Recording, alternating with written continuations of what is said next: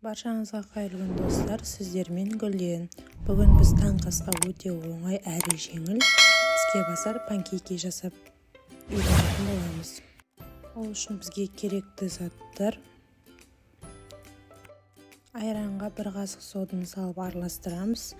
Айран мен сода араласқан кезде реакция жүреді. Айраныңыз шамалы көтеріліп тасуы мүмкін. Бірінші жұмыртқамызды салып араластырып аламыз. Содан кейін шекерімізді қосып жақсылап араластырып, содан кейін айранымызды құямыз.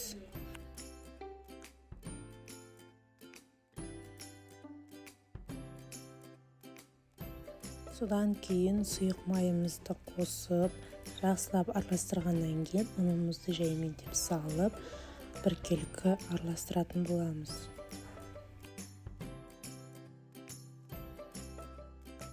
Ұнымызға 1 қасық разрыхитель салып, жақсылап араластырып аламыз.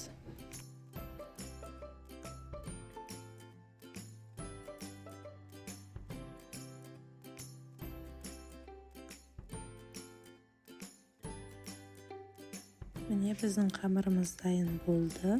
Ендігі табамызды қыздырып пісіретін боламыз. Панкейкінің арасына шоколад салып пісірсеңіздер де болады, өздеріңіздің қалауларыңыз бойынша жасасаңыздар болады.